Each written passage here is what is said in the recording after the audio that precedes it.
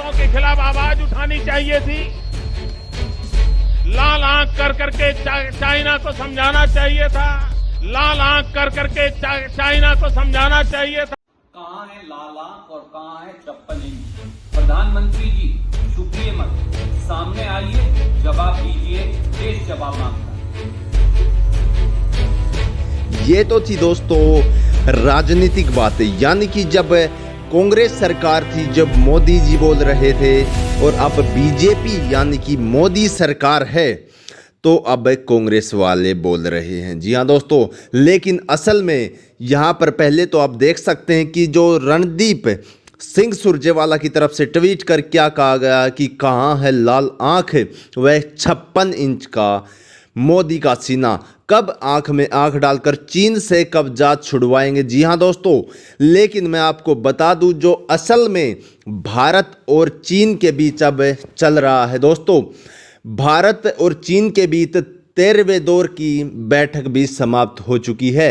बैठक हुई है दोस्तों रविवार को, जिसमें कि भारत बोला चीन तैयार नहीं है और चीन बोला भारत अनुचित मांग कर रहा है। जी हाँ दोस्तों, भारत और चीन के बीच पूर्वी लद्दाख में LAC यानी कि वास्तविक नियंत्रण रेखा पर जारी सीमा विवाद को सुलझने के लिए रविवार को जो 13वें दौर की सीनियर सैन्य कमांडर स्तर की वार्ता भी बेनतीजा रही है। जी हाँ दोस्तों, भारत की तरफ से कहा गया कि चीन LAC पर यथास्थिति बहाल करने को तैयार नहीं है। अभी पूर्वी लद्दाख में LAC पर दोनों देशों के बीच हॉट स्प्रिंग्स, डेपसांग ब्लच और चार्डिंग नुल्लाह जंक्शन को लेकर विवाद है। इस वार्ता के बाद दोनों देशों की सेनाओं की तरफ से बयान जारी किए गए हैं और चीन ने कहा कि भारत स्थिति का गलत आंकलन करने के बजाय वार्ता को मुकाम तक पहुंचाए। वहीं भारतीय सेना ने कहा कि चीन के सामने रचनात्मक सलाह रखी गई, लेकिन वो मानने के लिए तैयार नहीं है। भारत की सेना की ओर से जारी बयान में कहा गया कि चीनी पक्ष के सामने भारत ने विवाद को सुलझाने के लिए रचनात्मक सलाह दी, लेकिन चीन सहमत नहीं हुआ। दूसरी तरफ चीन ने कहा कि भारत पूरे मामले में अनुचित और अवास्तविक मांग रख रहा है। यानी कि दोस्तों चीन की हरकतों का तो आप सभी को पता दोस्तों, हमेशा से ही चीन दूसरे देशों को दोस्तों खास कर भारत को धोखा देता आया है, तो अपनी हरकतों से बाज नहीं आ रहा। और भारत के सेना प्रमुख जनरल मनोज मुकुंद नरवणे ने पिछले हफ्ते ही कहा था कि चीन LAC के पास बड़े पैमाने पर इंफ्रास्ट्रक्चर को लेकर काम कर रहा है और ऐसा लगता है कि वहाँ की सेना दूसरी वर्दी में भी पीछे हटने की सोच रही है। जनरल नरवणे ने कहा था कि अगर चीन पीछे नहीं हटता तो भारत भी पीछे नहीं हटेगा।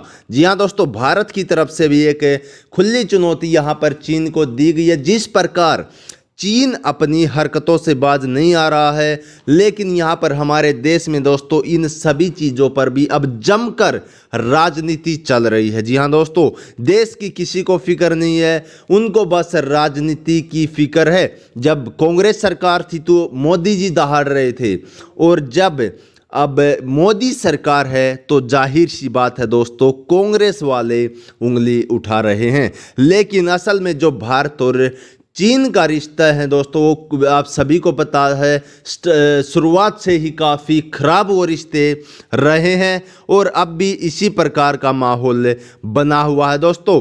कई बार ऐसा हो चुका है कि भारतीय सीमा में चीनी सैनिकों को देखा जा चुका है, और मैंने पिछली वीडियो में आपको बताया था कि एक जो चीनी सैनिक थे वो एक पुल को ग्रस्त कर गए, और जब तक भारतीय सेना की टुकड़ी वहां तक पहुंचे वो अपनी सेना में इंटर कर चुके थे। तो दोस्तों चीन की तरफ से ऐसे हादसे कोई नई नहीं, उनका हर दिन का ये काम है। लेकिन दोस्तों मैं आपको बता दूं कि आपकी इसके बारे में क्या राय है, मैं कमेंट आप हमें कमेंट बॉक्स में बताएं दोस्तों कि आपकी इसके बारे में क्या राय है। जो भारत और चीन, यदि अब मान लीजिए प्रधानमंत्री भी चुप बैठे हैं, जो कि कांग्रेस के राज में ये कहते थे कि चाइना को लाल आंख करके उनसे बातचीत करनी चाहिए, उनको डराना चाहिए, वो भी अब चुप बैठे हैं। आपकी इसके बारे में क्या राय है, सभी कमेंट बॉक्स में जरूर बताएं और दोस्तों वीडियो को लाइक कर दें। आज की वीडियो में इतना ही, फिर मिलते